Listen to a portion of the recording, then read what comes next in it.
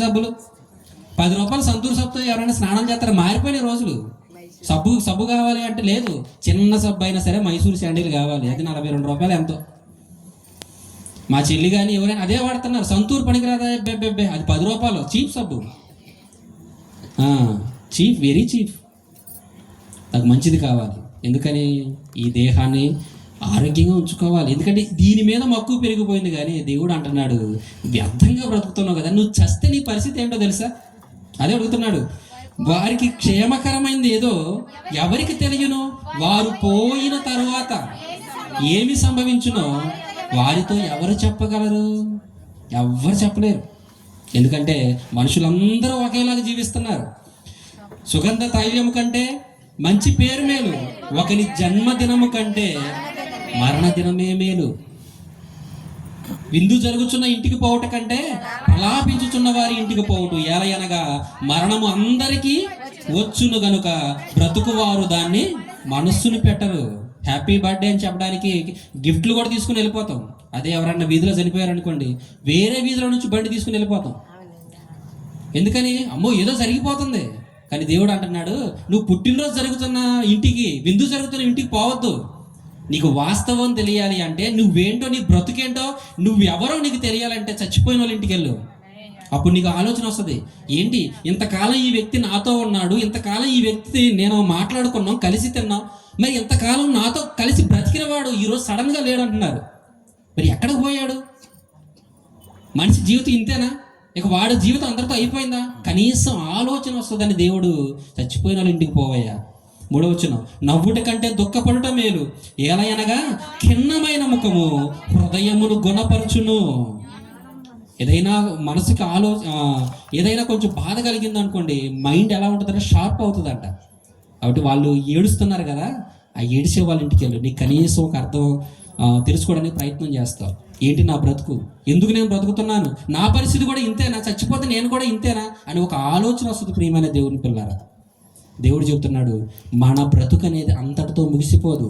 చనిపోయిన తర్వాత పోయిన తర్వాత వారికి ఏమి సంభవించునో ఎవరు చెప్పగలరు అంటున్నారు. ఎవ్వరు చెప్పలేరు. దేవుడు అంటున్నాడు, ఇప్పుడు నేను చెబుతాను మీకు, ఎవ్వరు చెప్పలేరు. మీరు బయట ఎవరైనా అడగండి, చచ్చిపోయిన తర్వాత నీ పరిస్థితి ఏంటి? చావు వరకే మనిషి ఆలోచిస్తాడు. మనిషి దేనికైనా భయపడ్డ కానీ చావు ఖచ్చితంగా భయపడతాడు. సర్కస్లో సింహాన్ని కూడా రింగుతో ఆడిచిన రింగ్ మాస్టరు రేపు నువ్వు చచ్చిపోతావంటే గడగడలాడిపోతారు. ఏనుగును కూడా వంచిన మావటి వాడైనా సరే, ఏనుగును లోపరుచుకున్న వాడైనా సరే, పెద్ద పెద్ద మృగాలతో పోరాడిన వాడైనా సరే, సింహాన్ని కూడా అవలేలగా ఒంటి చేత్తో పడగొట్టిన వాడైనా సరే దేనికి భయపడతాడంటే మరణానికి భయపడతాడు. మరి దాని తర్వాత నీకు ఏం జరుగుతుంది ఎవరు తెలియజేస్తారు? అంతవరకే ఆలోచిస్తున్నాం. కానీ దేవుడు అంటున్నాడు, నేను తెలియజేస్తాను. మనిషి బ్రతికేంటో, ఎందుకు బ్రతుకుతున్నాడో, ఎందుకు బ్రతకాలో, ఎందుకు చస్తున్నాడో, మరణం ఎందుకు వస్తుందో ఇవన్నీ మనుషులు తెలియపోవచ్చయ్యా. కానీ నా బిడ్డలుగా మీరున్నారు కదా, నేను మీకు తెలియజేస్తాను. అందుకే అజ్ఞానుల వలె కాక జ్ఞానుల వలె బ్రతకండి. జ్ఞానులు ఎలా బ్రతకాలో, జ్ఞానులు ఎలా బ్రతుకుతారో, జ్ఞానులు మనిషి యొక్క జీవితాన్ని ఎలా అంచనా వేసుకుంటారో, జ్ఞానులకు దేవుడు ఏ విధంగా మనిషి యొక్క విలువను తెలియజేశాడో ఈ రాత్రికాల సమయంలో మనం కొంచెం నేర్చుకొని ముగించడానికి ప్రయత్నం చేద్దాం. చచ్చిపోయిన వాళ్ళ ఇంటికి వెళ్ళన్నారు కదా, మనిషికి మరణం ఎందుకు వస్తుంది అంటే మనిషి పుట్టాడు కాబట్టి. పుట్టుక లేకపోతే మరణం లేదు. ఇప్పుడు నేను పుట్టాను కాబట్టి చచ్చిపోతాను. అసలు నేను పుట్టలేదనుకోండి, మరణం గురించి ఆలోచించాల్సిన అవసరం ఏముంది? లేదు కదా. సో మనందరం కూడా పుట్టాం కాబట్టి మనకు మరణం వస్తుంది. ఈ మరణానికి కొంచెం ముందుకు వెళ్ళిపోదాం, మన పుట్టినరోజు దగ్గరికి వెళ్ళిపోదాం. ఆ పుట్టినరోజు దగ్గర కొంచెం ముందుకు వెళ్ళిపోదాం, తల్లి గర్భంలోనికి వెళ్ళిపోతాం. ఆ తల్లి గర్భంలోనికి ముందు వెళ్ళిపోతే మనం లేము. మన ఆయువు ఎక్కడుంది?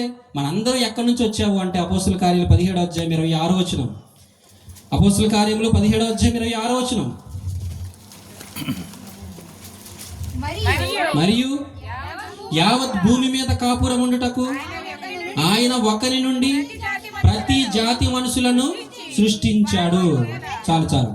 యావత్ భూమి మీద నేనైనా మీరైనా ఎక్కడో 200 కిలోమీటర్ల అవతల నుంచి వచ్చిన నేనైనా ఈ భారతదేశంలో ఉన్న వాళ్ళైనా అమెరికాలో ఉన్న వాళ్ళైనా సరే ఎవరైనా సరే ఈ భూమి మీద బ్రతికే ప్రతి మనుషుడు కూడా ఎక్కడి నుంచి వచ్చాడంట? ఒక్కని నుండే. ఎందుకు వెళ్ళిపోతున్నాను, చరిత్రలోనికి వెళ్ళిపోతున్నాను. మనం ఎక్కడి నుంచి వచ్చాము, మన బ్రతికేంటి, చచ్చిపోయిన తర్వాత మన బ్రతికేంటో మనకు తెలియాలి అంటే ప్రారంభం తెలియాలి. ముగింపు తెలియాలంటే ముందు ప్రారంభం తెలియాలి. మన ప్రారంభానికి వెళ్ళిపోదాం. మనందరం ఎక్కడ ఉన్నాము అంటే ఒక్కడిలో ఉన్నాం. హల్లెలూయా. ఇంతగా ఎవరు ఒక్కడు? భూమి మీద పుట్టిన మొట్టమొదటి మనిషి ఒకడి నుంచే మనందరం వచ్చాం కదా, ఆదాము. ఆదాము నుంచి అవ్వైన ఎక్కడి నుంచి వచ్చింది? ఆదాములో నుంచే. మరి ఆదాము ఎక్కడి నుంచి వచ్చాడు? లూకాసు వార్త 3వ అధ్యాయము 33వ వచనం 38వ వచనం. లూకాసు వార్త 3వ అధ్యాయము 38వ వచనం. కెయీనాను ఎనోషుకు, ఎనోషు షేతుకు, షేతు ఆదాముకు, ఆదాము దేవునికి కుమారుడు. ఎక్కడి నుంచి వచ్చావంట?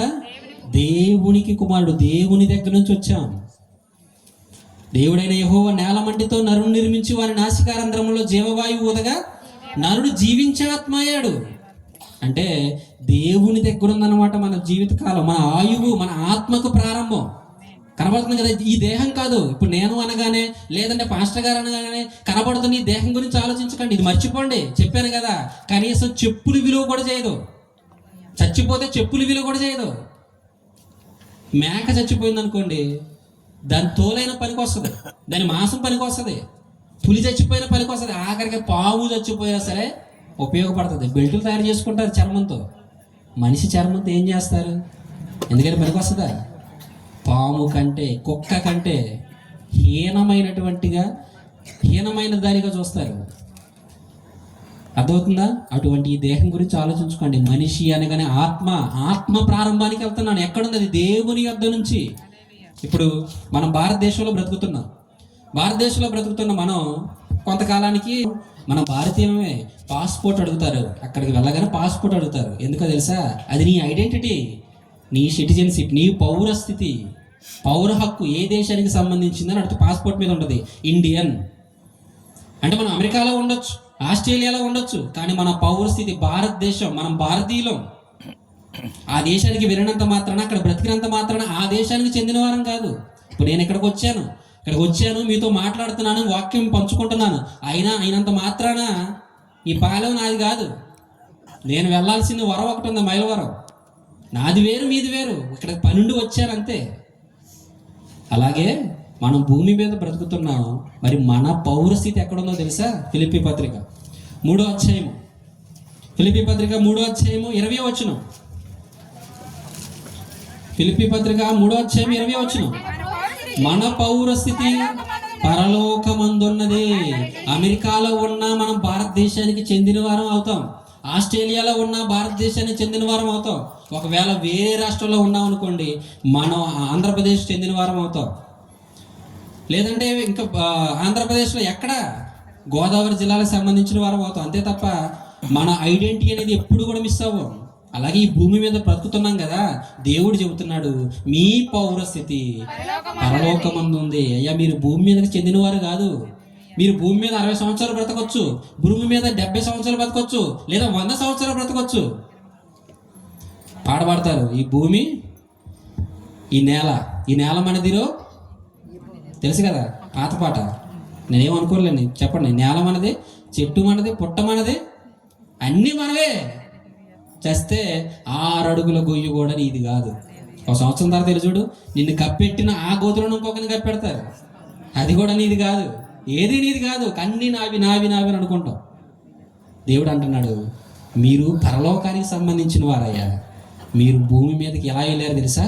ఒక యాత్ర చేయడానికి వెళ్ళారు. హల్లెలూయా. ఒక యాత్ర. చూద్దాం అన్నమాట. పేతురు పత్రిక, పేతురు అంటున్నాడు, పేతురు రాసిన పత్రిక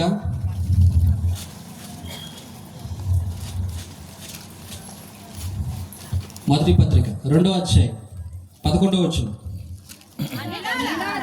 1 పేతురు పత్రిక 2వ అధ్యాయము 11వ వచనం. ప్రియులారా, మీరు పరదేశులను యాత్రికులనై ఉన్నారు. హల్లెలూయా. మీరు పరదేశులు అంటే ఈ భూమి మనది కాదు. యాత్రకు వచ్చాం. ఎక్కడి నుంచి వచ్చాం? దేవుడు అంటున్నాడు, మనం పరలోకంలో ఉన్నామయ్యా, మన పౌరస్థితి పరలోకము, మనం పరలోకం నుంచి వచ్చాము. ఇప్పుడు గర్వంగా మనం చెప్పుకోవాల్సిన విషయం ఏంటి తెలుసా? నేను పరలోకానికి సంబంధించిన వాడిని. అంటే పరలోకంలో ఉన్నటువంటి మనల్ని దేవుడు ఏం చేశాడంటే భూమి మీదకు పంపించాడు. ఇది ఒక యాత్ర. అప్పుడప్పుడు కొంతమంది వేరే వేరే ప్రాంతాలకు వెళ్తారు, యాత్రలు చేస్తుంటారు, యాత్రికులుగా వెళ్తారు. యాత్రికులుగా వెళ్ళినంత మాత్రాన అది వారి ఊరైపోదు. మరలా యాత్ర ముగించుకొని తిరిగి వారి గృహానికి రావాల్సిందే. మరి దేవుడి దగ్గర నుంచి, పరలోకం నుంచి వచ్చిన మనము, ఈ భూమి మీదకి వచ్చిన మనం తిరిగి వెళ్ళాలన్న ఆలోచన ఎవరికీ లేదు. భయపడుతున్నాం, చచ్చిపోతే నా పరిస్థితి ఏంటి? ఎందుకంటే ఇదే లోకం, ఇదే శాశ్వతం. ఇలా ఆలోచించి ఆలోచించి తిరిగి ఎక్కడి నుంచి వచ్చామో అక్కడ వెళ్ళడం మర్చిపోయాడు ప్రియమైన దేవుడు. దారి తప్పిపోయాడు. మన ప్రారంభం పరలోకం, ఈ భూమి మీద యాత్ర జరుగుతుంది. అయితే ఈ యాత్ర ముగించుకొని ఎక్కడికి వెళ్ళాలి? ఇది ప్రశ్న. చనిపోయిన తర్వాత వెళ్ళమన్నాడు కదా, ఆలోచించమన్నాడు కదా, ఆలోచిస్తున్నాం. ఇప్పుడు మనం ఆలోచించాలి అంటే మన ప్రారంభానికి వెళ్ళాలి. ప్రారంభం ఎక్కడంటే అది పరలోకంలో దేవుడి దగ్గర నుంచి వచ్చాం. ఇప్పుడు నేనైనా, స్టీఫెన్ పాలైనా, నేనైనా, హనోక్ బ్రదర్ అయినా సరే, ఎవరైనా సరే, మీరు ఎవరైనా వచ్చింది ఎక్కడ నుంచి అంటే పరలోకంలో నుంచి భూమి మీదకి వచ్చారు ఒక యాత్ర చేయడానికి. అందుకే పేతురు గారు ఏమన్నారు తెలుసా? మీరు యాత్రికులయ్యా, పిచ్చోళ్ళారా, పొలాలు సంపాదించుకోవాలని చూస్తున్నారు, ఇల్లు కట్టుకోవాలని చూస్తున్నారు, సంతోషంగా బ్రతకాలని చూస్తున్నారు. 70 సంవత్సరాల తర్వాత ఏదో ఒక రోజు సడన్గా కళ్ళు మూయాల్సి వస్తుంది. యాక్సిడెంట్లో చనిపోతున్నారు. మరణం అనేది ఏ రూపంలో వస్తుందో తెలియదు. మనం సరిగ్గా ఉన్న, ఎదుటోడు సరిగ్గా ఉండకపోవచ్చు. చిన్న పిల్లలకి 5 సంవత్సరాలు 6 సంవత్సరాల పిల్లలకి హార్ట్ అటాక్లు వస్తాయండి. ఎలా పోతున్నారో తెలియదు. చనిపోయిన తర్వాత మనం బ్రతికేంటి ఎవరైనా ఆలోచించారా? చెప్తున్నాడు పౌలు గారు, మీరు యాత్రికులు మనసులో ఒకటే ఉండాలి. ఏంటంటే నేను వచ్చింది మా ఊరు నుంచి, మళ్ళీ వెళ్ళాలి. ఇప్పుడు నేను ఇక్కడికి వచ్చాను, ఇక్కడ పాలెం వచ్చాను కాబట్టి ఇక్కడే చక్కగా ఇల్లు కట్టుకొని ఉండి ఇవన్నీ చేయాలన్న ఆలోచన నాకు ఉండదు. మా అయితే 1 గంట ఉంటాను, లేదా 2 గంటలు ఉంటాను. నా పని అయిపోయింది. నేను ఎందుకు వచ్చాను? దేవుని మాటలు ప్రకటించడానికి వచ్చాను. ప్రకటించిన తర్వాత వెళ్ళిపోవాలి. ఇది నా ఆలోచన. ఇది మంచి ఆలోచన కాదా? మంచి ఆలోచనే. నేను వచ్చిన పని ఏంటి అది చూసుకుంటాను, వెళ్ళిపోతాను. మీరు వేరే ఊరు వెళ్ళారు, మా ఊరు వచ్చారనుకోండి. మీరు స్టీఫెన్ పాల్ గారు ఆ రోజు వచ్చారు, వారి ఇంటికి వెళ్ళొద్దామని మీరు నా ఊరు వచ్చారనుకోండి. వస్తారు, చక్కగా ఆతిథ్యం ఇస్తారు, కొన్ని రోజులు ఉంటారు. కానీ శాశ్వతంగా ఉండిపోగలరా? మీకు ఒక ఇల్లు ఉంది, మీకు ఒక ఊరు ఉంది. మీ ఆలోచన అంతా కూడా ఎక్కడ? కొంతమంది చూడండి, వేరే ఊరు వెళ్తే క్షణం కూడా కాలు నిలవదు. ఏ అర్ధరాత్రి అయినా, వర్షం వచ్చినా, చలి పుట్టినా సరే ఇంటికి వచ్చేస్తుంటారు. కొంతమంది ఆలోచన, ఎందుకంటే లాగుతూ ఉంటుంది, ఈ ఊరు లాగుతూ ఉంటుంది, ఇల్లు. అస్సలు వేరే ఊర్లో కాలు నిలపలేరు. అక్కడ పడుకున్నా సరే నిద్ర పట్టదు వాళ్ళకి. వారి ఊర్లో, వారి ఇంట్లో పడుకుంటేనే హాయిగా నిద్ర పడుతుంది. మరి ఈ ఊరు నుంచి వేరే ఊరికి వెళ్ళిన నీకే అలాంటి ఆలోచన, వెనక రావాలన్న తలంపు ఉంటే, మరి మనందరూ వచ్చింది శాశ్వత లోకం అండి, పరలోకం. మన ఇప్పటి వారం కాదు, ఎప్పటి నుంచో ఉన్నవారం. భూమి మీద మానవ జన్మ ఎత్తి ఇక్కడికి వచ్చిన వారం. మరి మనకెందుకు లేదు? ఇక్కడ మాత్రం రివర్స్ అయిపోతుంది. ఏంటో సీన్, ఇక్కడే ఉండాలి. దేవుడు నిజంగా వచ్చి ఏదన్నా కోరుకోమంటే శాశ్వతంగా భూమి మీద ఉండాలని కోరుకుంటారా? లేదు ప్రభు రేపే తీసుకెళ్ళిపోమంటారా? ఆలోచించండి. సడన్గా దేవుడు ప్రత్యక్షమయ్యాడు మీ ఎదుట. 2 ఆప్షన్లు ఇచ్చాడు. భూమి మీద శాశ్వతంగా ఉండాలి, నిత్య యవ్వనంగా ఉండాలి, లేదా నెక్స్ట్ సెకండ్ లేదా నెక్స్ట్ రోజు నువ్వు చచ్చిపోవాలి. ఏది కోరుకుంటారు? వాస్తవాలు మాట్లాడుకోవాలంటే యవ్వనం, చక్కగా ఆనందించవచ్చు, సంతోషించవచ్చు. అంటే ఎక్కడి నుంచి వచ్చామో మర్చిపోయాం, ఎందుకు బ్రతుకుతున్నామో మర్చిపోయాం. అందుకే దేవుడు మరలా గుర్తు చేస్తున్నాడు, మీరు యాత్రికులు, భూమి మీద ఉండాల్సిన వారు కాదు. మీరు పరలోకం నుంచి వచ్చిన వారు, పరలోకంలో నుంచి వచ్చి ఇక్కడ బ్రతుకుతున్నవారు. తిరిగి వెళ్ళాలని ఆలోచన ఉండాలి. కానీ లేదు. కొంతమంది అంటారు, నిజంగా చచ్చిపోతే నిజంగా వెళ్ళిపోతామండి, నిజంగా మనం చచ్చిపోయిన తర్వాత వేరే బ్రతుకుందండి. అలాంటి వాళ్ళందరికీ ఒక చక్కటి సమాధానం ఈ రాత్రికాల సమయంలో దేవుడు మనకు అందిస్తున్నాడు. యోహాను సువార్త 12వ అధ్యాయం 20వ వచనం. యోహాను సువార్త 12వ అధ్యాయం 20వ వచనం. ఆ పండుగలో ఆరాధింపవచ్చిన వారిలో కొందరు గ్రీసు దేశస్థులు ఉండిరి. వారు గలిలయలోని బెత్సైదా వాడైన ఫిలిప్పు వద్దకు వచ్చి, అయ్యా, మేము యేసును చూడగోరుచున్నామని అతనితో చెప్పగా, ఫిలిప్పు వచ్చి ఆంద్రేయతో చెప్పెను. ఆంద్రేయు ఫిలిప్పును వచ్చి యేసుతో చెప్పిరి. అందుకు యేసు వారితో ఎట్లనెను. చాలు చాలు. ఇక్కడ ఏంటంటే పండగ వచ్చింది. వారిలో కొంతమంది గ్రీసు దేశస్తులుండి యేసుక్రీస్తు సూచక్రియలు, యేసుక్రీస్తు మంచి కార్యాలు అన్నీ చేస్తుంటే ఆయన ఎవరో చూడాలనుకున్నారు. ఎందుకంటే నలుగురిలో కొంచెం ఫేమస్ అయిన వారు అంటే కొంచెం గొప్పగా ఫీల్ అవుతారు కాబట్టి చూస్తాం, మనం కొంచెం మనకి ఒక లెవెల్ ఉన్నట్టుగా ఫీల్ అవుతాం. ఉదాహరణకి మొన్న కుంభమేళ జరిగింది కదా, పూసలు అమ్ముకునే అమ్మాయి ఎంత ఫేమస్ అయిపోయింది. ఇప్పుడు సెల్ఫీలు తీసుకోవడానికి ఎగబడుతున్నారు. అంటే కొంచెం ఫేమస్ అయిపోతే చాలు వారిని కలవాలి, వారి దగ్గర ఉండాలి. ఇప్పుడుది కాదు ఈ ఫ్యాషన్, అప్పుడుదే. యేసు ప్రభు మంచి పనులు చేస్తున్నాడు, సూచక్రియలు చేస్తున్నాడు, అద్భుతాలు చేస్తున్నాడు అనేసరికి ఈ గ్రీసు దేశస్తులు అందరూ వచ్చేసారు ఆయన చూద్దామని. మరి యేసు ప్రభు ఈ అమ్మాయి ఇచ్చినట్టు సెల్ఫీలు లేదు, హీరోలు ఇచ్చినట్టు సెల్ఫీలు ఇవ్వలేదు. రండి నన్ను చూడటానికి వచ్చి రండి కూర్చో, బాగున్నారా, ఓకే అయ్యా నువ్వు మంచి పనులు చేస్తున్నావు, గొప్ప కార్యాలు చేస్తున్నావు అంటే ఓకే రండి, థ్యాంక్ యూ చాలా మంచిది. ఇలా అనలేదు. ఫిలిప్పు దగ్గరకు వచ్చి మేము యేసుని చూడగొడుతున్నాం అంటే ఫిలిప్పు ఆంధ్ర ఇద్దరు కలిసి వచ్చి ప్రభువా మరి గ్రీసు దేశస్తులు అంటే సామాన్యులు కాదు, జ్ఞానులు, జ్ఞానం కలిగిన వారు. వారు వచ్చి మిమ్మల్ని చూడటానికి ఆశపడుతున్నారు, బయట వెయిట్ చేస్తున్నారు అంటే యేసు ప్రభు ఏమనాలి? ఇప్పుడు ఖాళీ లేదు, వెళ్ళిపోమనాలి, లేదా లోపలికి రమ్మని వారితో మాట్లాడాలి. కానీ యేసు ప్రభు వారు ఏమంటున్నారు తెలుసా? 23వ వచనం, అందుకు యేసు వారితో ఎట్లనెను, మనుష్య కుమారుడు మహిమ పొందవలసిన గడియ వచ్చి ఉన్నది. గోధుమ గింజ భూమిలో పడి చావకుండిన ఎడల అది ఒంటిగానే ఉండును, అది చచ్చిన ఎడల విస్తారముగా ఫలించును. అసలు ఈ మాట చెప్పాల్సిన అవసరం ఏముంది? దేవుడు ఒక అద్భుతమైనటువంటి మర్మం చెప్పాడు ఇక్కడ. ఏంటో తెలుసా మర్మం? అసలు అక్కడ సందర్భానికి దేవుడు చెప్పిన దానికి సంబంధం లేదు. ఎవరో వచ్చి నిన్ను చూస్తానికి ఇష్టపడుతున్నారా? అయ్యా నువ్వెవరో చూద్దాం అనుకుంటున్నారు అంటే గోధుమ గింజ భూమిలో పడి చావకుండిన ఎడల ఒంటిగానే ఉండును, చస్తే విస్తారంగా ఫలించును. చావు గురించి ఎందుకు మాట్లాడుతున్నాడు? ఆయన మహిమ అనేది ఎప్పుడు కనబడుతుందంటే చనిపోయిన తర్వాత. ఇప్పుడు నేను బ్రతుకున్నాను కదా, నన్ను చూడాలనుకుంటున్నారు, నేను గోధుమ గింజ లాంటి వాడిని. ఇప్పుడు చూడాలనుకోవడం కాదు, గోధుమ గింజ భూమిలో పడి చస్తే అప్పుడు అది ఫలిస్తుంది, అప్పుడు దాని విలువ పెరుగుతుంది. ఇప్పుడు నేను కూడా భూమి మీద బ్రతుకుతున్నాను, ఇప్పుడు నా విలువ వారికి తెలియదు, ఏదో చూడటానికి వచ్చారు, కానీ నేను చనిపోయే రోజు ఒకటి వస్తుంది. చనిపోయిన తర్వాత నా మహిమ కనపడుతుంది. ఎందుకు ఇదంతా చెబుతున్నాను? చచ్చిపోయిన తర్వాత నిజంగా బ్రతుకుందా అని కొంతమంది అడుగుతారు. ఏదైనా అనుభవిస్తే ఇప్పుడే అనుభవించాలి, మరో బ్రతుకుందో లేదు ఎవరో తెలుసు. యూత్ కూడా అనుకుంటారు కదా, ఎంజాయ్ ఇప్పుడు కాకుండా ఎప్పుడు ఎంజాయ్ చేస్తారా? నేను బాప్తీసం తీసుకునేటప్పుడు మా ఫ్యామిలీలో చాలామంది అంజులే. అప్పుడు మా అమ్మగారు మాత్రమే, నేను బాప్తీసం తీసుకునే టైంకి మా అమ్మగారు మాత్రమే రక్షణ పొందారు, ఇంక అందరూ అంజులే. అక్కడక్కడ కొంతమంది చుట్టాల్లో బాప్తీసం తీసుకున్న వాళ్ళు ఉన్నారు. అందరూ మా అమ్మగారితో సహా. అంటే మా అమ్మగారికి అంతగా జస్ట్ అప్పుడే విశ్వాసం ఎదుగుతుంది, కానీ ప్రార్థనా పరురాలు ప్రార్థన చేస్తుంది. ఇప్పుడు ఎందుకు నాన్న వద్దులే అన్నట్టుగా మా అమ్మ మాట్లాడింది. మా అమ్మ మాట వినలేదని మా పెద్దమ్మతో మాట్లాడించింది. మా పెద్దమ్మ మాట వినలేదని మా పెద్దమ్మ ఇంకొక ఆయన బ్యాంకులో పనిచేస్తారు, బ్యాంకు మేనేజర్, మాకు బాబాయ్ వరుస అవుతాడు, ఆయనతో ఫోన్ చేస్తే ఎందుకు నాన్న ఈ టైంలో అవసరం అంట అంటే నేను ఒకటే అన్నాను, ఏంటో తెలుసా? మొత్తం ఒక గులాబీ పువ్వు ఉంది బాబాయ్, మొత్తం వాడిపోయిన తర్వాత ఇస్తే దేవుడు తీసుకుంటాడా, లేకపోతే ఎవరైనా నువ్వు తీసుకుంటావా, లేకపోతే ఇంకెవరిని యాక్సెప్ట్ చేస్తారా? ఆడపిల్లలు తీసుకొని తల్లో పెట్టుకుంటారా? నా జీవితం కూడా అంతే. మొత్తం వేస్ట్ అయిపోయిన తర్వాత, మొత్తం ఆవిరైపోయిన తర్వాత నేను దేవుని దగ్గరకు వచ్చి ఏం చేయగలను అన్న. వెంటనే ఫోన్ పెట్టేశాడు. మా అమ్మకు ఫోన్ చేసి, వదినా అసలు వాడు నేను కాదు కదా, మా తాతలు వచ్చి చెప్పినా వినడు, వాడి ఇష్ట ప్రకారం చేయండి అన్నాడు, అంతే.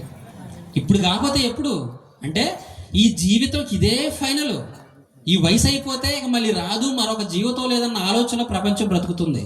కానీ యేసుక్రీస్తు వారు ఏం చెప్పారు తెలుసా? దానికి విలువ గింజగా ఉన్నప్పుడు రాదు, చచ్చిపోతేనే వస్తుంది.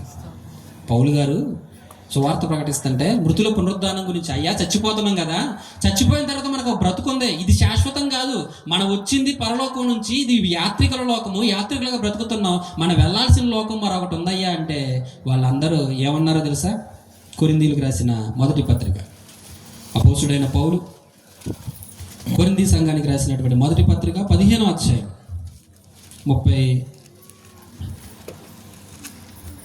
5వ వచనం, 35వ వచనం. అయితే మృతులు ఎలాగు లేతురు, కొంతమంది అడుగుతున్నాడు, వారెట్టి శరీరంతో వస్తురు అని ఒకడు అడుగును. చాలా నువ్వు చచ్చిపోయిన తర్వాత మరో బ్రతుకుంటున్నావు అని చెప్తున్నావు కదయ్యా, ఇది శాశ్వతం కాదు, ఇంకొకటి లైఫ్ ఉందని చెప్తున్నావు కదా, మృతులు ఎలా వస్తాయి, చచ్చిపోయినోడు ఎలా లేస్తాడు, పిచ్చోడు అన్నట్టుగా మాట్లాడుతున్నాడు. అబ్బా, చుట్టుపక్కల వాళ్ళందరూ క్లాప్స్. ఏం ప్రశ్న అడిగాడు, చచ్చిపోయినోడు ఎలా లేస్తాడు, చచ్చిపోయినోడు ఎలా వస్తాడు అని అడిగితే సింపుల్గా ఎంత జ్ఞానవంతమైన ప్రశ్న అడిగావయ్యా అనలేదు పౌలు గారు. అలాంటి ప్రశ్న అడిగిన వాడిని ఏమన్నాడంట, ఓ వివేకి కాదు అవివేకి. ఇప్పుడు చెబుతున్నాడు చూడండి, ఎలా లేస్తారో తెలుసా, చచ్చిపోయిన తర్వాత ఎలా బ్రతుకుందో నీకు చెప్పమంటావో నేను చెప్తాను చూడు, ఎక్కడికో వెళ్ళిన అవసరం లేదు, ఇప్పుడు నేను చెప్తాను చూడు. ఓ అవివేకి, నీవు విత్తునది చూడగా, నీవు విత్తునది చస్తేనే గాని బ్రతికింపబడదు కదా, నీవు విత్తి దాన్ని చూడగా అది గోధుమ గింజ అయినను సరే, మరి ఏ గింజ అయినను సరే, వట్టి గింజనే విత్తుచున్నావు గాని పుట్టబోవు శరీరమును విత్తుటలేదు. హల్లెలూయా. ఏం చేసినా సరే ఒట్టి గింజనే విత్తుతున్నాం, దాని శరీరం ఇవ్వట్లేదు. ఇప్పుడు ఇటు గోదావరి జిల్లాలో అంటే వరి బాగా ఫేమస్, మీకు అర్థం అవడం కోసం వరి గింజ గురించి మాట్లాడుతున్నాను. వరి మొక్క 125 రోజుల్లో దాదాపుగా ఒక కంకికి వచ్చేసి 120 నుంచి 140 గింజలు ఉంటాయి. ఒక కంకికి వచ్చేసి సుమారుగా పంటను బట్టి, పంట క్వాలిటీని బట్టి, భూమి సారాన్ని బట్టి 120 నుంచి 140 గింజలు ఉంటాయి. ఎలా వస్తుంది ఆ మొక్కలు? ఎవరన్నా మీరు తయారు చేస్తున్నారా? ఎలా చేస్తారంటే, నాకంటే మీకు బాగా తెలుసు, కాకపోతే జస్ట్ చెప్తాను వినండి. ఒక రైతు వడ్లు తీసుకొని నానబెడతాడు. అప్పుడు బాగా తొట్లు ఉండేవి, అవి నానబెడతాడు. నానబెట్టిన తర్వాత అందులో నుంచి చిన్నగా 2 డేస్కో 3 డేస్కో చిన్న మొలక వస్తుంది. ఆ రైతు తీసుకెళ్ళి చక్కగా, అప్పటికే పొలం రెడీ అయి ఉంటుంది, పొలం మొత్తం రెడీ కాకపోయినా నార్మల్ ఉంటుంది, చిన్న మడి, దాన్ని రెడీ చేసుకుంటాడు. ఆ గింజలు తీసుకెళ్ళి ఒక బస్తాడు గింజలు నానబెడితే ఆ గింజలు తీసుకెళ్ళి మొత్తం చల్లుతాడు. చల్లిన తర్వాత ఆ దాంట్లో నుంచి మొలక బయటికి తీస్తాడా? చల్లుతాడు అంతే. ఇంటికి వచ్చి హాయిగా దుప్పటి ముసుగేసుకొని పండుకుంటాడు. ఎందుకంటే చలికాలంలో కదా దాల వేసేది.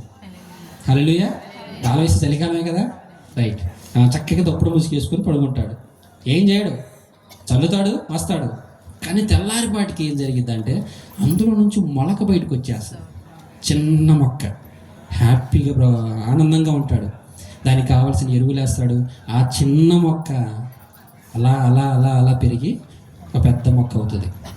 దాన్ని తీసుకొని మొత్తం దాన్ని అంతా పీకేసి పెద్ద మడి ఏదైతే ఉందో దాంట్లో నాటేస్తాడు. దూరంగా ఒక 3 నెలలు, 4 నెలలు, 120 రోజుల వరకు సుమారు ఒక 4 నెలల కాలంలో ఆ చిన్న మొక్క ఏం జరుగుతుందంటే, ఒక గింజ నుంచి వచ్చిన ఆ మొక్క ఏదైతే ఉందో ఆ మొక్కకి 120 నుంచి 140 గింజలు వస్తాయి. వేసింది ఒక గింజ, అందులో నుంచి మొలకొచ్చింది. ఆ మొలకలో నుంచి 120 గింజలు వచ్చాయి. ఎలా వస్తున్నాయి? రైతు ఏమన్నా చేశాడా? మీరు ఏమన్నా అందరు రైతులే, ఒకప్పుడు రైతు కుటుంబాలే అందరే కూడా. మాది రైతు కుటుంబమే. మా తాతలు ఏం చేయలేదు, మీరు ఏం చేయలేదు, ఎవ్వరు ఏం చేయలేదు. గింజ జల్లితే దాంట్లో నుంచి మొలక వస్తుంది. ఎలా వస్తుంది? ఇంట్లో చాలా బస్తాలు ఉంటాయి, చాలా బస్తాలు వడ్లు ఉన్నాయి. ఆ వడ్లో నుంచి మొలకలు రావట్లేదు, ఆ వడ్లో నుంచి మొక్కలు రావట్లేదు. కానీ నువ్వు తీసుకెళ్ళి చల్లావు చూడు, దాంట్లో నుంచి వస్తుంది. ఎలా వస్తుంది? అవివేకి, నేను చెప్తున్నాను విను. నీవు విత్తినది చస్తేనే గాని బ్రతికింపబడదు కదా. అంటే నువ్వు విత్తుతున్నది ఏంటంటే చచ్చిపోతుంది విత్తనం. ఒక గింజ విత్తితే అది చచ్చిపోయి, ఆ చచ్చిపోయిన దాంట్లో నుంచి ఒక మొలక వస్తుంది. అది గోధుమ గింజ అయినా సరే, ఏ గింజ అయినా సరే, ఒట్టి గింజనే విత్తుచున్నావు గాని పుట్టబోవు శరీరమును విత్తుటలేదు. గుర్తుపెట్టుకోండి, పుట్టబోవు శరీరం మొలకను ఎవరు ఎత్తట్లేదు. మరి ఎలా వస్తుంది ఆ గింజకి మొలక? చచ్చిపోయిన విత్తనం నుంచి మొలక ఎలా వస్తుందంటే 38వ వచనం, అయితే దేవుడే తన చిత్త ప్రకారము నీవు విత్తిన దానికి శరీరమును ఇచ్చుచున్నాడు. హల్లెలూయా. ఎలా వస్తుందంటే చెబుతున్నాడు, దేవుడు ఇస్తున్నాడు. ఒక గింజ నుంచి ఇంత పెద్ద జీవితాన్ని ఇస్తున్నాడు. ఒక గింజ, దాంట్లో నుంచి ఎలా వస్తుంది చూడండి, చాలా పెద్ద గింజ వస్తుందంట.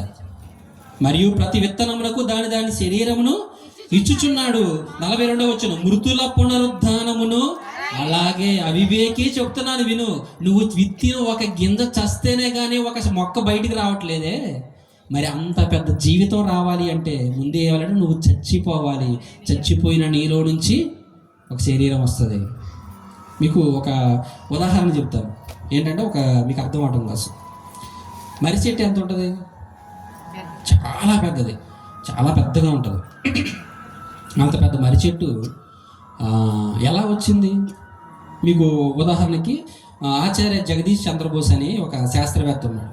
ఆచార్య జగదీష్ చంద్రబోస్ అతను ఏంటంటే మొక్కలకు ప్రాణం ఉందని కనిపెట్టాడు. మొక్కలకు కూడా ప్రాణం ఉంది, మామూలుగా ఏదో ప్రాణం లేని జీవులు అయితే కావు, మొక్కలకు కూడా ప్రాణం ఉంది, అవి కూడా ఆలోచించగలవు, అవి కూడా ఆలోచన ప్రకారంగా చేయగలవని ఒక థియరీ ప్రకారం కనిపెట్టాడు.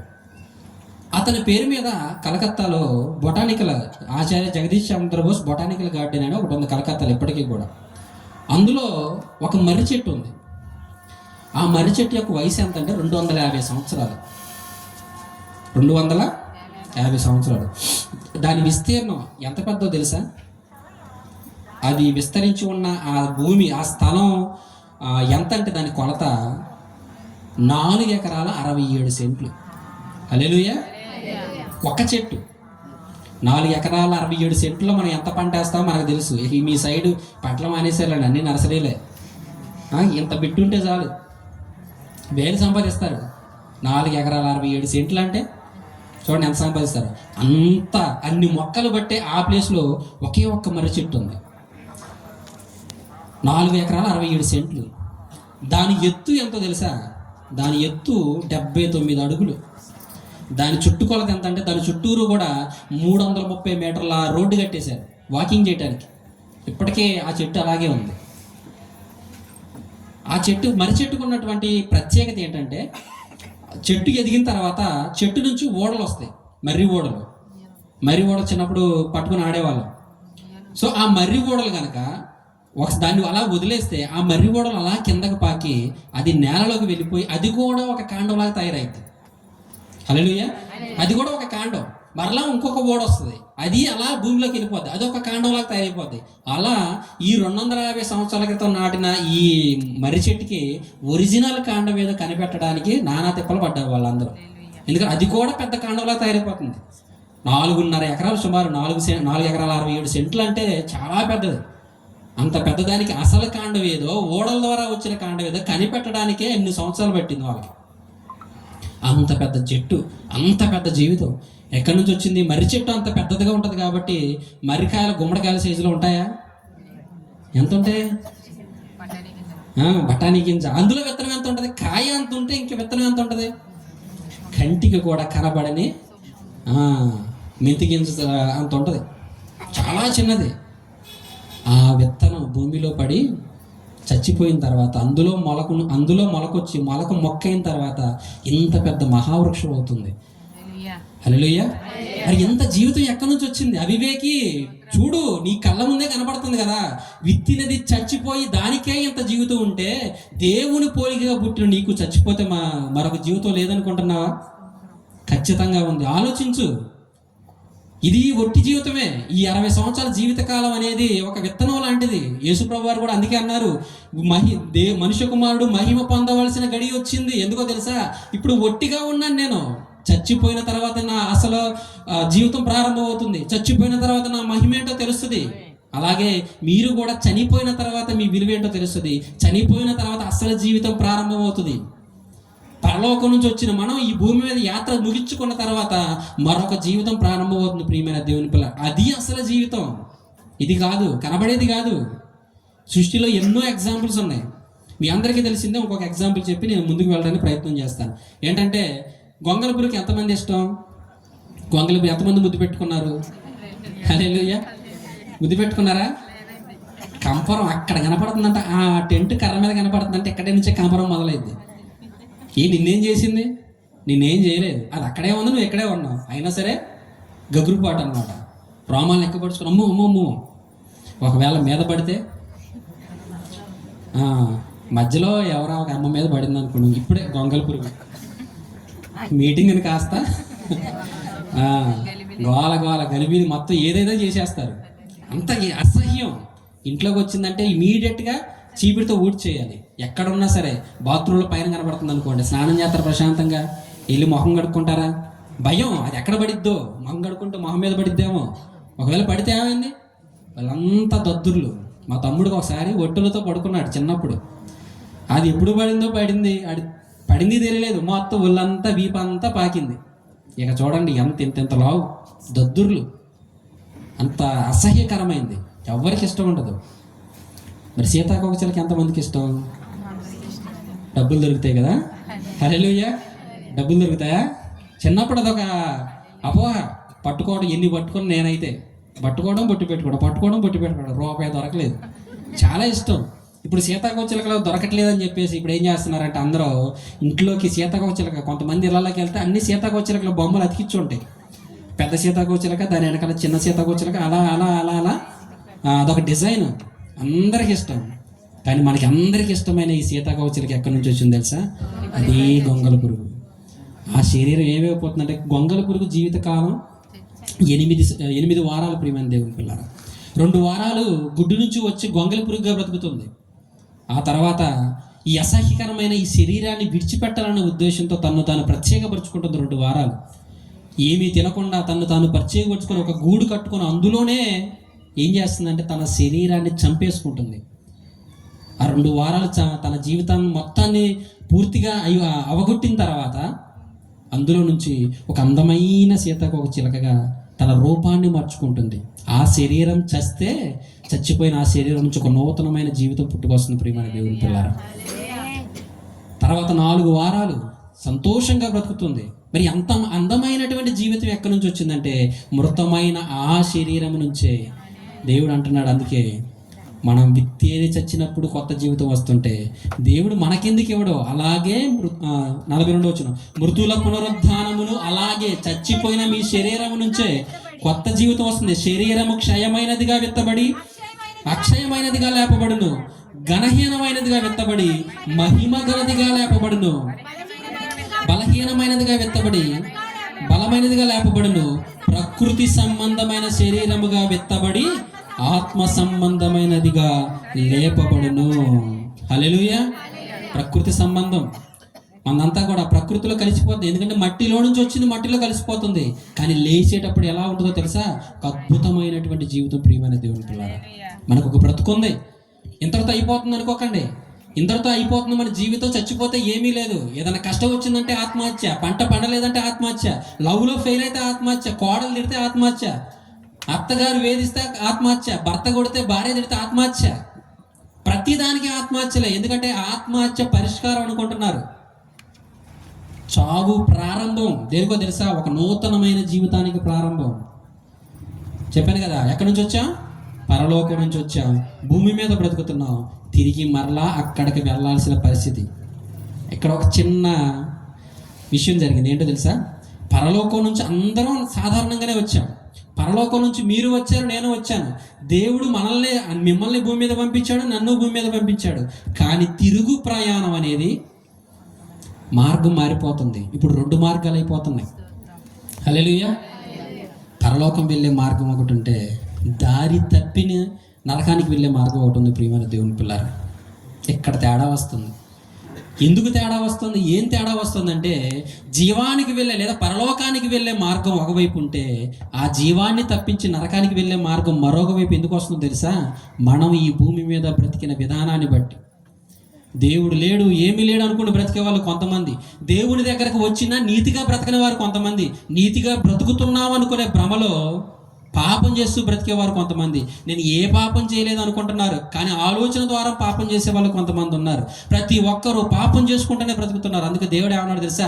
నీతిమంతుడు లేడు, ఒక్కడు లేడు. ఎందుకు లేకున్నాడు అంటే, జీవిత పరమార్థం మర్చిపోతున్నాడు, ఎక్కడి నుంచి వచ్చాడో మర్చిపోతున్నాడు, ఎందుకు బ్రతుకుతున్నాడో మర్చిపోతున్నాడు. అందుకే దారి తప్పిపోతున్నాడు.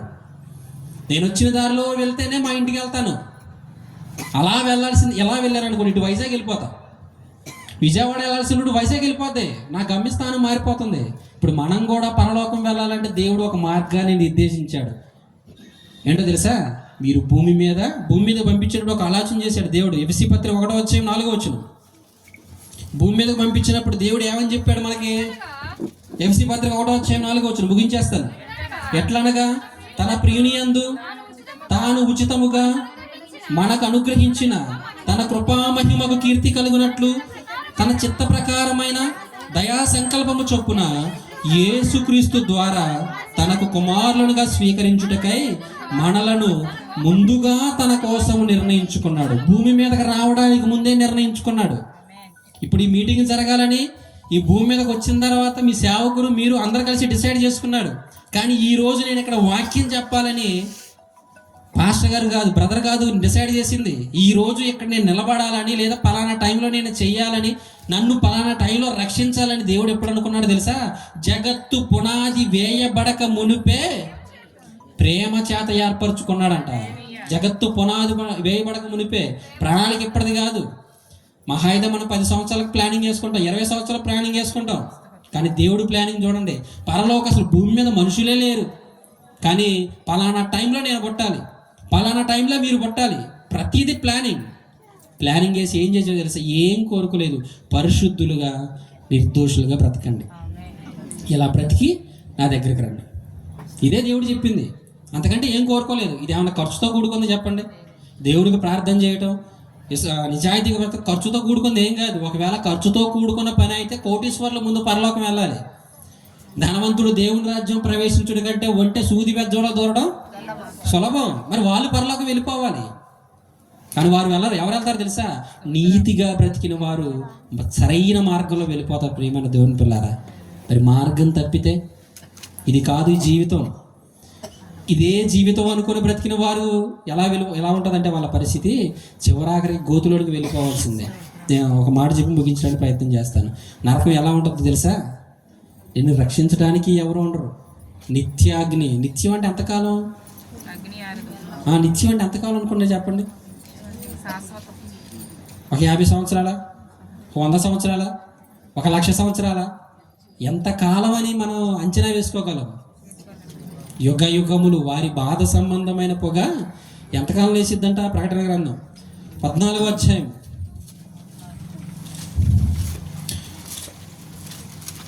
ప్రకటన గ్రంథం 14వ అధ్యాయము 10వ వచనం.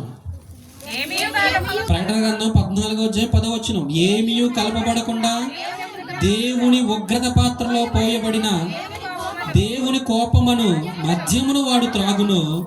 పరిశుద్ధ దూతల ఎదుటను గొర్రె పిల్ల ఎదుటను అగ్ని గంధకముల చేత వాడు బాధింపబడును.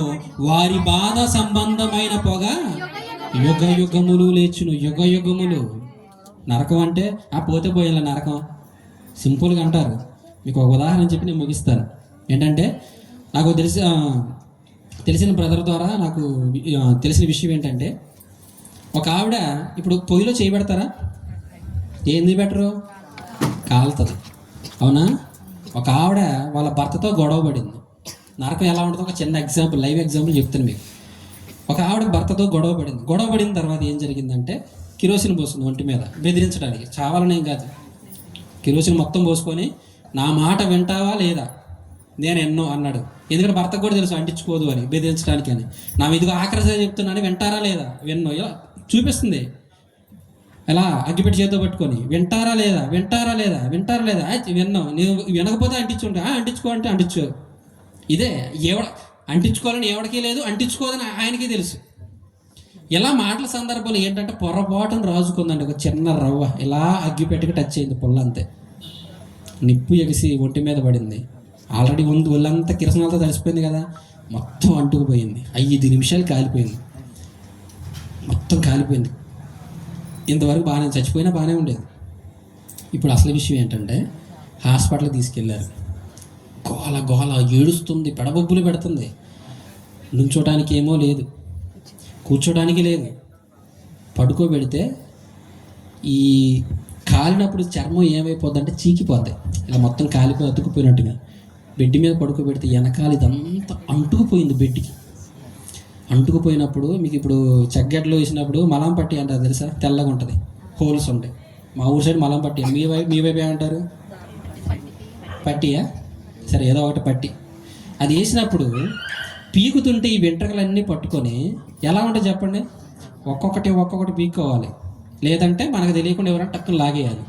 లేదంటే అది తీస్తున్నప్పుడు వచ్చే బాధ మామూలు విషయం కాదు. అలాంటిది ఒళ్ళంతా బెడ్కి అతుక్కుపోయి ఆవిడని లేపుతుంటే ఆవిడ అరిసిన అరుపులు చర్మం అంతా బెడ్కి అతుక్కుపోయి అసలు గోల చేసింది. కూర్చోడానికి బాధ, నుంచోడానికి బాధ, అటు బాధ ఇటు బాధ, కాలిన బాధ. ఇది 5 నిమిషాలు కాలినందుకే అంత బాధపడి చివరికి తట్టుకోలేక డాక్టర్ గారు నేను చంపేయండి బాధను తట్టుకోలేకపోతున్నాను అని గోల చేసింది. డాక్టర్ గారు ఏమన్నారు, అమ్మా ఇది మేము చేసే పని కాదు, నేను చంపలేము. సుప్రీంకోర్టుకి వెళ్ళిపోయింది. వాళ్ళ ద్వారా ఉన్న బంధువుల ద్వారా వెళ్ళిపోయింది సుప్రీంకోర్టుకి. ఎందుకని? చంపేయండి, ఇంజక్షన్ ఏదో ఒకటి ఇచ్చి చంపేయండి అని. 5 నిమిషాలు కాలినందుకు అంత బాధపడుతుంటే, అంత నరకయాతన అనుభవిస్తుంటే, యుగాలు నీ బాధ సంబంధమైన పొగలు ఇస్తుందంటే నీకు ఎంత బాధ ఉంటుందో ఒకసారి ఆలోచించండి. ఈ జీవితకాలం కోసమా? ఏం సాధిస్తే ఈ జీవితకాలంలో? ఒకరి మీద కోపం పెంచుకుంటాం, ఒకరి మీద పగ పెంచుకుంటాం. వారు బాగుంటే మనం ఓర్చలేని స్థితిగా వెళ్ళిపోతాం. ఏం సాధిస్తాం? చచ్చిపోయిన పరిస్థితి ఏంటో తెలుసా? యుగాలు కాలిపోవాలి. వారి మీద పగ పెట్టుకుంటే వాళ్ళు సంతోషంగా ఉంటే ఓరలేని స్థితి, ఒకళ్ళు బాగుంటే మనం సంతోషంగా ఉండలేని స్థితి. మన స్వార్థము, మనకు కావలసినటువంటి ప్రతిదీ మనం సమకూర్చుకోవాలి, ఇదే శాశ్వతం అనుకుంటున్నాం. కానీ చనిపోయిన తర్వాత మనకు బ్రతుకుంది. ప్రియమైన దేవుని పిల్లారా, ఇప్పుడు నా మాటలు మీకు రుచించకపోవచ్చు, కానీ ఇది వాస్తవం. మీరు అంగీకరించకపోయినా ఒకనాడు మన గతి అదే. దేవుని కోసం బ్రతకకపోతే యుగాలు కాలిపోతారా? ఒకప్పుడు వచ్చి ప్రభువాని నీ కోసం బ్రతికానా అంటే మళ్ళాంటి వాళ్ళు అందరూ చాలామంది వచ్చేస్తారంట. నీ కోసం బ్రతికాను కదా ప్రభువా, నీ కోసం చాలా ఆలోచించాను కదా ప్రభువా, నీ కోసం సంఘంలో కూడా ఇక్కడ నిలబడ్డాను కదా అంటే నీ హృదయం దేవుని అయితే సరిగ్గా లేనప్పుడు నువ్వు సంఘంలో కనపడినా, పాటలు పాడినా, చప్పట్లు కొట్టిన ఉపయోగం లేదు. చాలామంది వస్తారంట యేసు ప్రభు దగ్గరికి. ఆ రోజు తీర్పు దినమున వచ్చి ఏమంటారో చూడండి. మత్తయి సువార్త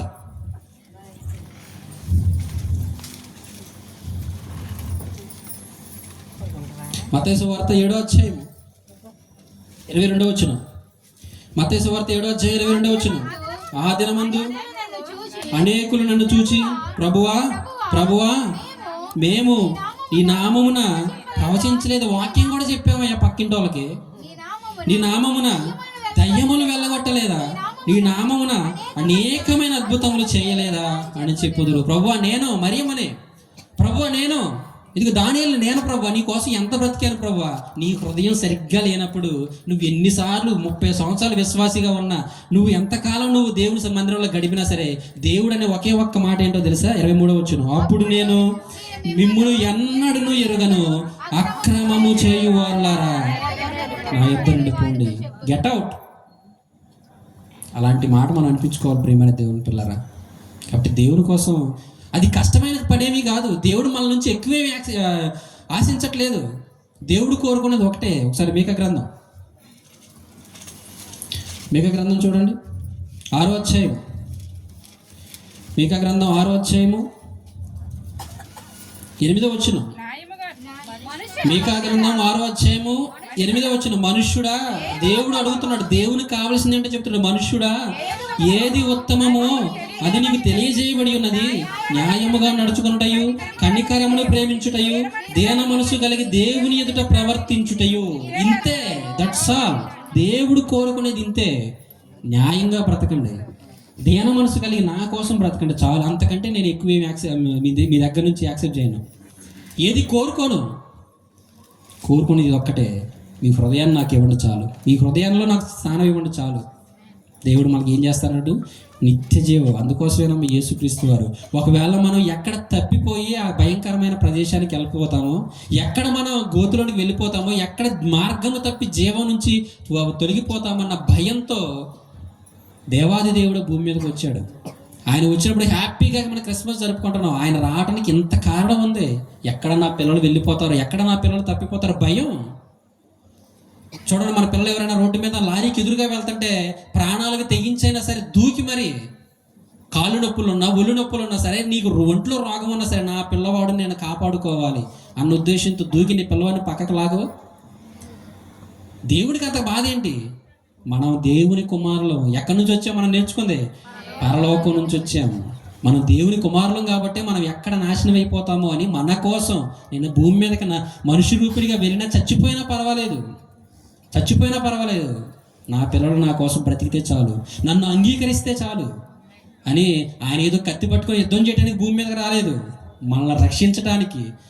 ఆయన రావడం వెనక ఇంత త్యాగం ఉంది, ఇంత ఆలోచన ఉంది. ఎక్కడ వెళ్ళిపోతామో, ఎక్కడ దారి తొలగిపోతామో, ఇదే ఆలోచన, ఇదే భయం. ఆ భయంతోనే వచ్చాడు, చచ్చిపోయాడు. చివరి రక్తపు బొట్టు వరకు, చివరిలో బల్లెంతో పొడిస్తే రక్తము నీళ్లు కలిసి వచ్చినాయి అంట. రక్తం లేదు, మొత్తం పోయింది. ఆఖరి రక్త బొట్టు వరకు నీ కోసం ఎందుకు వచ్చాడు తెలుసా? ఎందుకు అంత బాధను అనుభవించాడు తెలుసా? తర్వాత నువ్వు బాధను అనుభవించకూడదని, తర్వాత భయంకరమైన ప్రదేశానికి నువ్వు వెళ్ళకూడదని, తిరిగి ఆయన దగ్గరికి నిన్ను చేర్చుకోవాలనే ఉద్దేశంతోనే అంత కష్టపడ్డాడు. ప్రియమైన దేవుని పిల్లారా, మరి మనం ఆయన త్యాగానికి ఏమన్నా సార్థకత చేకూరుస్తున్నామా? ఆయన వచ్చిన దానికి ఏమైనా విలువనిస్తున్నామా? ఆయన కోసం మనం బ్రతుకుతున్నామా? బ్రతికితే నిత్య జీవం, యుగ యుగాలు సంతోషం. ధనవంతుడు లాజరు స్టోరీ మీకు తెలుసు. దరిద్రుడు భూమి మీద ఏమీ లేకపోయినా, దరిద్రతలో బతికినా సరే, చచ్చిపోయినప్పుడు ఎవరు వచ్చారంటే తీసుకెళ్ళడానికి? దేవదూతలు. Grand welcome. నీకోసం ఆహ్వానం రెడీగా ఉంది పరలోకంలో. నా కుమారుడు వస్తున్నాడు, నా కుమార్తె వస్తుంది, వెల్కమ్ అంతా రెడీ చేయండి. తప్పిపోయిన కుమారుడు స్టోరీ విన్నాడు. వచ్చినప్పుడు ఏం చేశాడు? వినోదం. మేకను, గొర్రెలను వధించండి, చక్కగా విందు చేయండి, నా కుమారుడు తిరిగి వచ్చాడు. అలాంటి ఆనందం కోసం దేవుడు ఎదురు చూస్తున్నాడు. అందుకే మనకు బైబిల్ గ్రంథంలో రాయబడిన మాట ఏదో తెలుసా?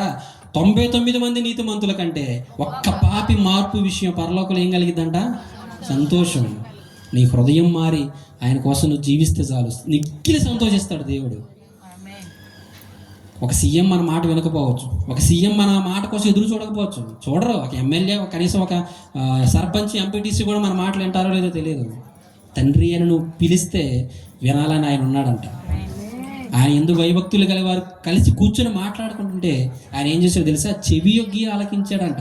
ఏంటి? దేవాది దేవుడు, లోకాలను కలిగించిన వాడు, సర్వ సృష్టికి రాజైనటువంటి దేవుడు నీ కోసం చెవి యొగ్గి, నా కుమారుడు నా కోసం ఏమని ప్రార్థన చేస్తాడు? నా కుమారుడు, నా కుమార్తె నా కోసం ఏమడుగుతుంది? చూడండి ఎంత తగ్గింపు.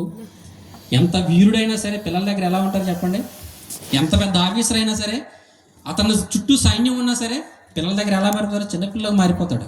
తండ్రి ప్రేమ అది, పరలోకపు తండ్రి ప్రేమ. ఎక్కడి నుంచి వచ్చిందంటే అక్కడి నుంచే వచ్చింది. నా పిల్లలు నా కోసం ప్రార్థిస్తే చాలు. ఏ స్తుతి ఆయనకి ఏమన్నా కొత్త ఆరాధన? మనం ఎంతసేపు చేసాం? ఇందాక పాస్టర్ గారు చేసాం. ఎంతసేపు చేసాం? 5 నిమిషాలు. ఎంత గట్టిగా అరిసాం? కనీసం పక్క వీధి కనబడిందా మన గొంతు? ఈ మైక్ లేకపోతే నా గొంతు కనీసం చివరి కూర్చున్న వాళ్ళకి కూడా వినపడదు. కానీ పరలోకంలో కోటాను కోట్ల దేవదూతలు పరిశుద్ధుడు పరిశుద్ధుడు వాళ్ళు అరుస్తుంటే గడప కమ్ముల పునాదులు కదిలిపోతున్నాయి అంట. యెషయా గ్రంథం 6వ అధ్యాయంలో ఉంటుంది, చదవద్దులేండి. యెషయా గ్రంథం 6వ అధ్యాయంలో గడప కమ్ముల పునాదులు కదులుచున్నాయి అంట. వారు చేసే స్తుతి అంత గొప్పగా చేస్తున్నారు. కానీ దానికోసం దేవుడు చూడలేదు. నా కుమారుడు భూమి మీద ఉన్నాడు, నా కుమార్తె భూమి మీద ఉంది, కనీసం నా కోసం ఒక్క గడియ నా కోసం ప్రార్థిస్తే చాలు, నా కోసం బ్రతికితే చాలు. నీ కోసం నిరీక్షిస్తున్నాడు ప్రియమైన దేవుని పిల్లలు. ఆ ప్రేమ నీకు అర్థమైతే ఎక్కడికి వెళ్ళడానికి ప్రయత్నిస్తావు? పరలోకం వెళ్ళడానికే ప్రయత్నిస్తావు. అందుకే మీరు యాత్రికులు, మరలా గుర్తు చేస్తున్నాడు, మీరు యాత్రికులయ్యా. అది మీ లోకం కాదు, నేనున్నాను పరలోకంలో, మీ తండ్రిని నేనున్నాను. నా కోసం రండి, నా కోసం బ్రతకండి, మీ హృదయాన్ని నాకు ఇవ్వండి. అంతకంటే ఏం కోరుకోవట్లేదు. యుగ యుగాలు సంతోషం నీకు ఇవ్వాలనుకుంటున్నాడు. యేసుప్రభువు వారు వెళ్ళేటప్పుడు ఒకటే అన్నారు, నా తండ్రి అంటే అనేకమైన నివాసములు కలవు, నేను లేని ఎడల మీతో చెప్పుదును, నేను వెళ్ళి మీకోసం స్థలము సిద్ధపరుస్తాను, మరలా మీకోసం నేను తిరిగి వస్తాను. నేనుండు స్థలంలో మీరున్నట్లు మరలా వచ్చి మిమ్మల్ని తీసుకెళ్ళిపోతున్నాను. రెడీ అయిపోయింది ప్లేస్ మన కోసం. నాకు ఏమి సిద్ధపరిచాడు, మీకోసం ఏమి సిద్ధపరిచాడు? Everything is ready. ఎప్పుడు వస్తాడో తెలియదు, ఏ క్షణం వస్తాడో తెలియదు. ఆయన వచ్చే టైంకి మనం సిద్ధపడ్డామా, ఆయనతో సంతోషంగా ఉంటాం. లేదంటే చెప్పాను కదా, 5 నిమిషాలు తట్టుకోలేకపోయింది. పోనీ మీరేమైనా తట్టుకుంటారా? 2 నిమిషాలు కూడా తట్టుకోలేము మనం. ఎందుకు? పొయ్యిలో గ్యాస్ టైం మీద హైలో పెట్టి ఒకసారి చెయ్యి పెట్టండి, 1 నిమిషం. ఉండలేరు. మరి యుగ యుగాలు ఎలా ఉంటారు? ఎంత ధైర్యం ఎందుకు వస్తుందో పాపం చేయడానికి మీకు? బ్రతికేద్దామని యుగ యుగాలు నరకంలో భయం రావాలి, ఆలోచన రావాలి. అందుకే విందు జరుగుతున్న ఇళ్ళకి పోకండి, ప్రలాపించి చచ్చిపోయిన వాళ్ళ ఇంటికి వెళ్ళండి. మీకు కనీసం అర్థమవుతుంది ఏంటి రేపు నా పరిస్థితి ఏంటి. రేపు నా చుట్టూ కూడా ఇలాగే కూర్చుంటారు కదా, నా పరిస్థితి ఏంటి నేను చచ్చిపోయిన తర్వాత, కనీసం ఒక ఆలోచన చేస్తారు మీరు. అందుకని ఈ సత్యాన్ని తెలియజేయడానికి దేవుడు అక్కడికి వెళ్ళమన్నాడు. ప్రియమైన దేవుని పిల్లారా, విత్తనానికి బ్రతుకుంది, గొంగళపురికి బ్రతుకుంది, ఒక మర్రి చెట్టు విత్తనానికి బ్రతుకుంది. అంత పెద్ద జీవితం దానికి కలిగి ఉన్నప్పుడు దేవుని కుమారులుగా ఉన్న మనకి ఎందుకు ఉండదు? ప్రకృతి సంబంధమైన ఈ శరీరం పాతి పెట్టబడచ్చు, దీంట్లో నుంచి అక్షయమైన శరీరం లేపబడుతుంది. యేసుక్రీస్తు వారు రెండో రాకడలో ఏం జరుగుతుంది? మృతులైన మనం పైకి లేస్తాం. ఎలా తెలుసా? అక్షయమైనటువంటి శరీరం, మృతమైన శరీరం నుంచి అమర్త్యమైనటువంటి శరీరం బయటికి రాబోతుంది. ప్రియమైన దేవుని పేర సిద్ధపాటు కలిగి ఉన్నావా?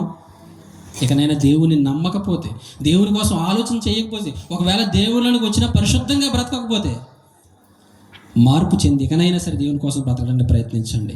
మీకోసం దేవుడు ఎదురు చూస్తున్నాడు. లోబడిన వాళ్ళని ప్రజల వైపు దినమంతా చేతులు చాచుతున్నాడు.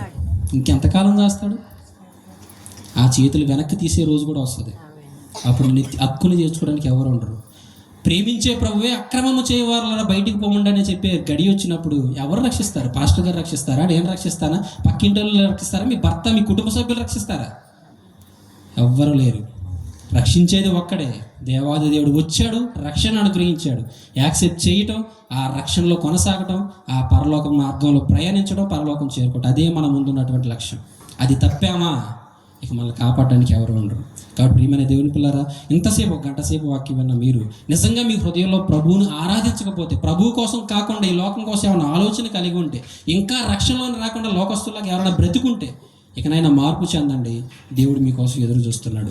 ప్రతి ఒక్కరం కూడా దేవుని చెంతకు చేరి ఆయన ఉండేటువంటి నిత్యరాజ్యంలో సంతోషంగా ఉండాలని కోరుకుంటూ అట్టి ధన్యత దేవుడు మనందరికీ అనుగ్రహించును గాక. ఆమేన్. ప్రార్థన చేసుకున్నాం.